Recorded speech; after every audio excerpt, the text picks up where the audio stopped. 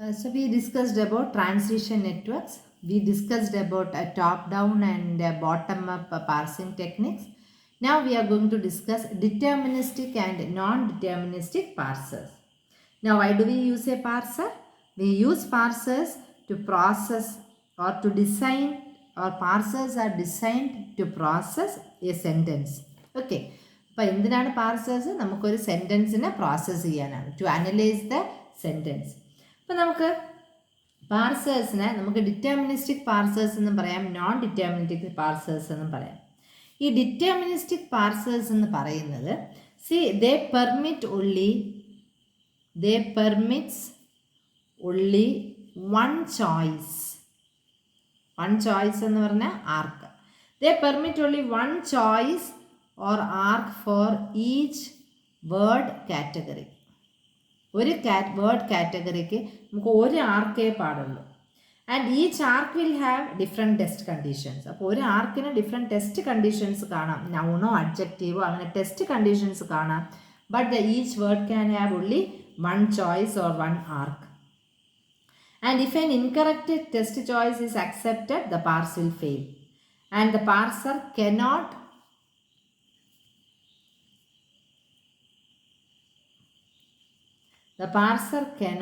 backtrack.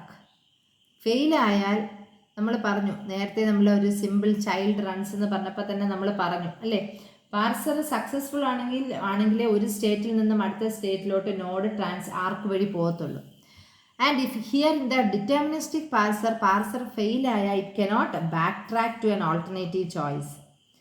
And for example, if there is a word that satisfies more than one category, ഒരു നൗണോ വെർബോ അഡ്ജക്റ്റീവോ and noun or a verb അങ്ങനെയാണെങ്കിൽ, in deterministic parsers, care must be taken to take the correct choices at each stage, because if the parse fails, what will happen? It cannot backtrack it. അപ്പോൾ ഇങ്ങനെ വരണമെങ്കിൽ നമ്മൾ subsequent ആയിട്ടുള്ള words, അതായത് input sentence നമ്മൾ we have to decide it in which category we have to place the current words, അങ്ങനെ നമ്മൾ നോക്കണം. അതേസമയം നോൺ ഡിറ്റർമിനിസ്റ്റിക് പാർസേഴ്സ് എന്ന് പറഞ്ഞാൽ എന്താണ്? It permits different arc. It permits different arcs to be labeled with the same test. And if the next test from the given state may not be uniquely determined by the current or input word, then what will happen? The parser must guess the proper subsequent and it can backtrack if the guess is proven to be wrong. And this will require saving one or more potential structures during the parts of the network traversal.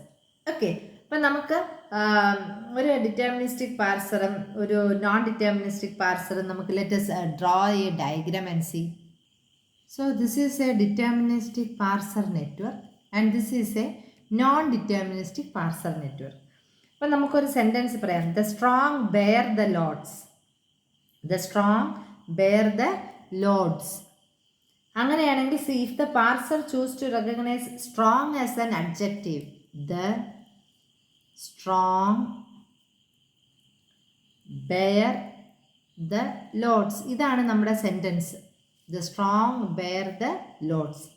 See, if the parser strong adjective ആയിട്ട് എടുക്കുകയാണെങ്കിൽ and bear as a noun, the parser would fail because there is no verb following the bear. A non-deterministic parser, on what will happen? It will if it is failing, what will happen? It will backtrack and then it will take another arc which can be accepted as strong as noun. അപ്പോൾ നമ്മളിവിടെ strong adjective ആയിട്ട് നമ്മൾ deterministic പാർസറിലെടുത്താൽ എന്ത് പറ്റും? അത് bear കഴിഞ്ഞൊരു verb വന്നില്ലെങ്കിൽ അത് ഫെയിലാവും.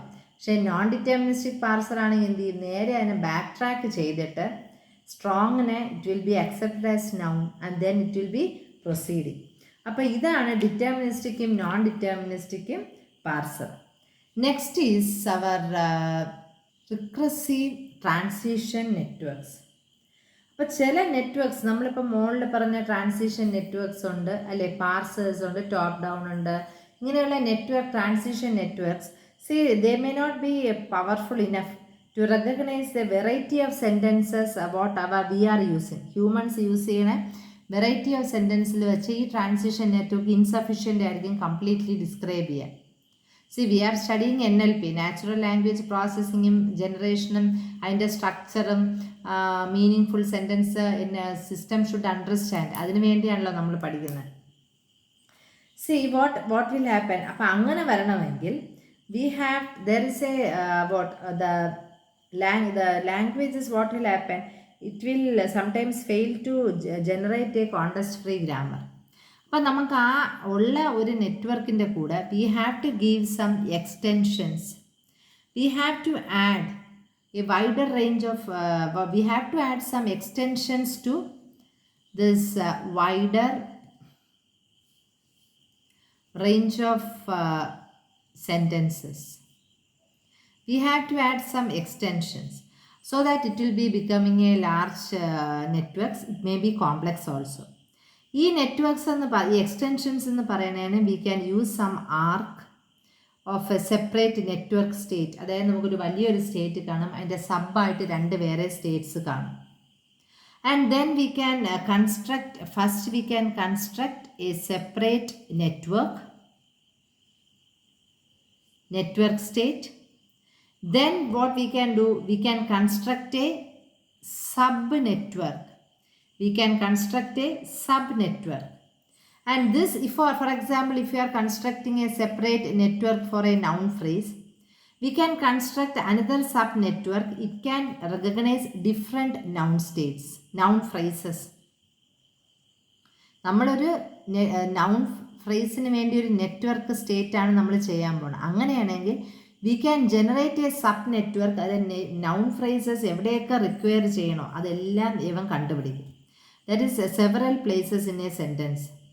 അപ്പം നമുക്കിതുപോലെ we can construct for a verb phrase, we can construct for a prepositional phrases and so on. So with these additions, what will happen? The complex sentences having embedded phrases can be parsed with relatively simple network.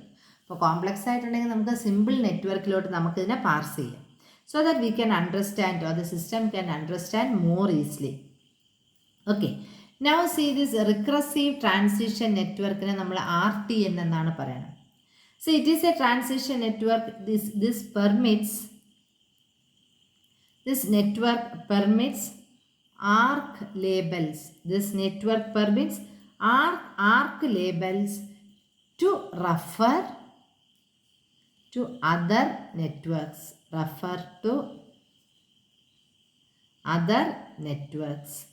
Okay. And they in turn, they can refer back to the referring networks rather than just permitting the word categories that is usually used earlier. RTN എന്ന് പറഞ്ഞാൽ it was described by William Woods. That is usually that is around 1970s. Okay. See now, for example, let us consider an example for that. See, this is top level RTN. ഇതാണ് top level RTN എന്ന് പറയുന്നത്, regressive transition network. പിന്നെ ഉള്ളത് ഒരു noun ഫ്രേസിനുള്ള ഒരു sub network, അതുപോലെ തന്നെ prepositional ഫ്രേസിനുള്ള വേറൊരു സബ് നെറ്റ്വർക്ക്. മനസ്സിലായോ? അപ്പോൾ ഇതാണ് നമ്മളെ ടോപ്പ് ലെവൽ RTN. അതിന് രണ്ട് സബ് നെറ്റ്വർക്ക്സ് നമ്മൾ ക്രിയേറ്റ് ചെയ്തു. അപ്പോൾ നമുക്ക് ഈ സബ് നെറ്റ്വർക്ക്സിനെ വിളിക്കുകയും ചെയ്യാം, അവർക്കും തിരിച്ച് റെഫർ ചെയ്യാം. You can also refer back. Okay. അപ്പോൾ നമ്മൾ ടോപ്പ് നെറ്റ്വർക്കിലെന്ന് പറയണത് ടോപ്പ് ലെവൽ സെൻറ്റൻസ് നെറ്റ്വർക്കിൽ ഇവർ രണ്ടുപേരും ലോവർ ലെവൽ നെറ്റ്വർക്ക്സ് ആണ്. ആർക്ക് എന്താണ് നമ്മൾ പറഞ്ഞത്? This arc will corresponding to this states. ഇനി നമുക്ക് and this arcs will be transferred if the corresponding networks are successfully traversed. In traversing a network നമുക്ക് ആർക്ക് എപ്പോഴും നമ്മൾ ഒരു ക്ലോക്ക് വൈസ് ഓർഡറിലാണ് സെറ്റ് ചെയ്യണത്. Clockwise order. Arcs are always used in a clockwise order. See in the top here, ഇതാണ് നമ്മളെ top RTN level എന്ന് പറയുന്നത് അല്ലേ. ഈ ടോപ്പ് RTN ലെവലിൽ ഇതിലെന്താണ് ആദ്യം ആരെയാണ് വിളിക്കുന്നത്? First the noun phrase will be called. And if this ഈ ആർക്ക് ഫെയിൽ ആയാൽ മാത്രമേ നമ്മൾ ഓക്സിലറി എന്ന് മാർക്ക് ചെയ്തിരിക്കുന്ന ഈ ആർക്കിനെ വിളിക്കത്തുള്ളൂ. അപ്പോൾ ഫസ്റ്റ് എപ്പോഴും ടോപ്പിനാണ് പ്രിഫറൻസ്. ഇത് ഫെയിൽ ആയാൽ എന്ത് പറ്റും? താഴെയുള്ള ഓക്സിലറിയെ വിളിക്കും. See when the regression transition network traverse ചെയ്യുമ്പം a record must be maintained. നമ്മൾ നേരത്തെ പറഞ്ഞായിരുന്നു record must be maintained of the word positions in the input sentence and the current state അല്ലെങ്കിൽ കറണ്ട് നോഡ് പൊസിഷൻ എന്താണ്. And also the return nodes must be used as return points. Return notes must be used as return points. അപ്പോൾ ഒരു record വേണം. എന്തിനാണ്? So എന്തിനെന്ന് വെച്ചാൽ when we are going to transfer the control to lower നെറ്റ്വർക്കിൽ വരുമ്പം നമുക്ക് ഈ ഏതൊക്കെ വേർഡ്സ് ആണെന്നുള്ള കറക്റ്റായിട്ട് നമുക്ക് അറിഞ്ഞിരിക്കണം. അതിനാണ് നമ്മളൊരു റെക്കോർഡ് വേണമെന്ന് പറയുന്നത്. അപ്പോൾ നമുക്ക് ഇൻപുട്ട് സെൻറ്റൻസിലെ വേർഡ് പൊസിഷൻ അറിയാൻ പറ്റും, ഇപ്പോഴത്തെ കറണ്ട് സ്റ്റേറ്റിലെ നോട്ട് പൊസിഷൻ അറിയാം, റിട്ടേൺ നോട്ട്സ് അതായത് റിട്ടേൺ പോയിൻറ്റ്സ് ആയിട്ട് ഈ കൺട്രോൾ ലോവർ നെറ്റ്വർക്കിലോട്ട് ട്രാൻസ്ഫർ ചെയ്യുമ്പോൾ നമുക്ക് ആ റിട്ടേൺ നോട്ട്സ് ആയിട്ട് കിടക്കും. See this information can be maintained as A triples like POS, CND, R list. Okay, ഈ POS എന്ന് പറയുന്നതാണ് നമ്മളെ കറണ്ട് ഇൻപുട്ട് വേർഡ് പൊസിഷൻ. എന്താണിത്? POS എന്ന് പറഞ്ഞാൽ current input word position. Okay, CND എന്ന് പറഞ്ഞാൽ കറണ്ട് നോഡ്. R ലിസ്റ്റ് എന്ന് പറഞ്ഞാൽ list of return points. R അതിനാണ് ഉപയോഗിക്കുന്നത്, list of return points. Okay, and this R list എന്ന് പറയുന്നത് R list can be maintained as A stack data structure. Can be maintained as A stack data structure. Okay, ഇനി ഇവിടെ നമ്മൾ ഈ main top ലിസ്റ്റിൽ POP എന്ന് പറഞ്ഞ ഒരു POP കണ്ടോ? See there is a named arc POP. ഇതൊരു ഡമ്മി ആർക്കാണ്. ഇത് കാണിക്കുന്നതെന്ന് പറഞ്ഞാൽ this shows a successful completion of the sub network. കണ്ടോ, 2 സബ് നെറ്റ്വർക്കിലും അതുണ്ട്. Successful completion of the sub network and return to the node following the arc from which it was called. അപ്പോൾ ഇവിടെയാണ് നൗൺ ഫ്രേസ് ഉള്ളത് അല്ലേ, ഇവിടെയാണ് PP ഉള്ളത്. ഇതിനെ രണ്ടിൻ്റെയും സബ് നെറ്റ്വർക്കായിട്ടാണ് നമ്മൾ വെച്ചിരിക്കുന്നത്. അപ്പോൾ ഇത് രണ്ടും സക്സസ്ഫുൾ ആണ്. പിന്നെ ഇതുപോലെ തന്നെ നമുക്ക് ചില ടെസ്റ്റുകളുണ്ട്, ചില വേർഡ്സ് ഉണ്ട്. That is CAT arc, cat arc ഉണ്ട്. That is this represents test for specific word category. നൗണോ വെർബോ ആണോ എന്നറിയാം. ഒരു സ്പെസിഫിക് കാറ്റഗറിയിൽ നൗൺ ആണ് വെർബാണ്. അങ്ങനെയാണെങ്കിൽ this cat test succeeds and the input pointer is advance to the next point. ഇനിയുണ്ട് നമുക്ക് JUMP arc, jump arc. Jump arc എന്ന് പറയുന്നത് it may be traversed even without satisfying any test condition, in which the case the pointer is not advanced when a jump arc is traversed. അതുപോലെ തന്നെ നമുക്ക് ചില ആർക്കിൽ ഒരു state label NPO, PPO, or we can it by push arc, PUSH. It is defined as push arc. Push arc എന്ന് പറയുമ്പം this will initiate a call to another network. Okay, അപ്പോൾ ഇങ്ങനെയുള്ള test ആർക്ക് ഉണ്ട്. ടെസ്റ്റ് ആർക്ക് എന്ന് പറയുമ്പോൾ arbitrary test ആണ്. അതായത് arc is taken or not, a particular arc is taken or not. അതായത് ഡിക്ലറേറ്റീവോ ഇൻറ്ററോഗേറ്റീവോ എങ്ങനെ വേണോ വരാം. So these are the arc labels എന്ന് പറയും. ഇതിനെയാണ് നമ്മൾ ആർക്ക് ലേബൽസ് എന്ന് പറയുന്നത്. ട്രാൻസിഷൻ നെറ്റ്വർക്കിൽ ആർക്ക് ലേബൽസ് ആണ് CAT, കാറ്റ് ആർക്ക്, ജമ്പ്, പുഷ്, ടെസ്റ്റ്, ഇങ്ങനെയുള്ള എല്ലാം അങ്ങനെയാണ് വരുന്നത്. Okay, next transition network is our Augmented transition network. That's Augmented transition network.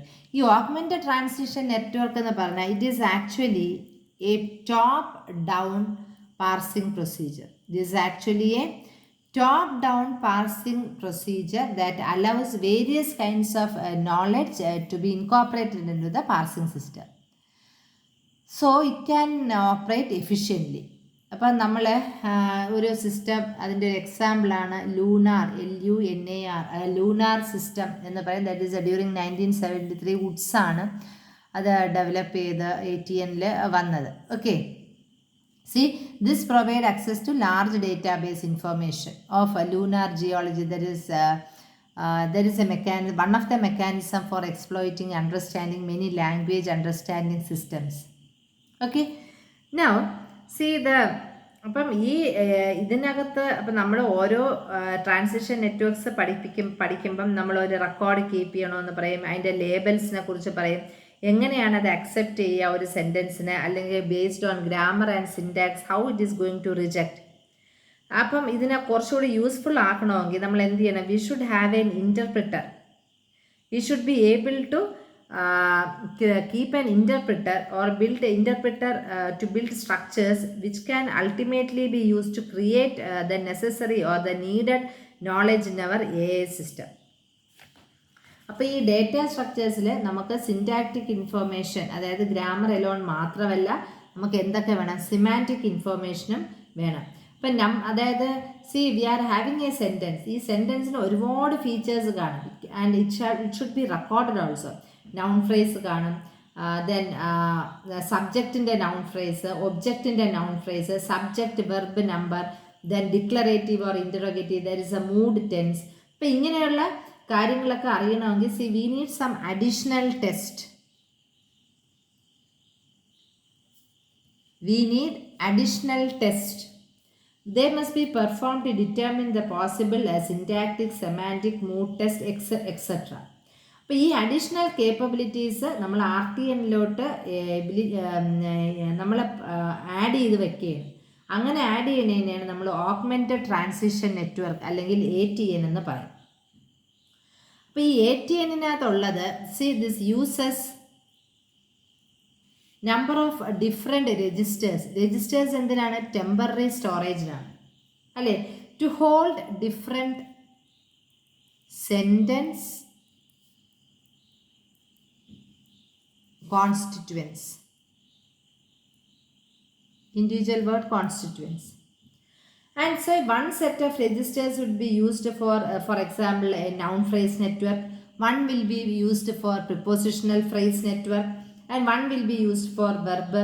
So using the register contents, this augmented transition network, it can build a partial structural description. Builds partial structural description. It can build a partial structural description. Okay, so that when it moves from one state to another, all these things will be kept temporarily. It will be stored in the register, and this can be easily modified, switched or discarded until we get the final sentence is constructed. See, these registers will hold flags and other indicators, conjunctions, some arc, etc. See, when a partial structure has been stored in registers, if a failure occurs, what can we do? The interpreter, it will clear the register, backtrack and start a new set of tests. And at the end of each successful parse, the contents of the registers can be combined to form a final structure. അപ്പോൾ pars ഫെയിലായാൽ എന്താണ്? നമുക്കിതിനെ datas എല്ലാം back track ചെയ്യാൻ പറ്റും. അല്ലെങ്കിൽ interpreter എന്ത് ചെയ്യും? ഉടനെ തന്നെ പാർസർ ഫെയിലായ ക്ലിയർ ചെയ്തിട്ട് പുതിയ ഒരു it can backtrack and it can create a new set of test. ഇനി അതിന് ഈ ATN സ്പെസിഫിക്കേഷൻ ലാംഗ്വേജസ് ഒക്കെ ഉണ്ട്, എക്സ്റ്റെൻഡഡ്, കോണ്ടസ്റ്റ് ഫ്രീ ഗ്രാമേഴ്സ്, അതായത് റീറൈറ്റ് റൂൾസ് പോലെ ഉണ്ട്.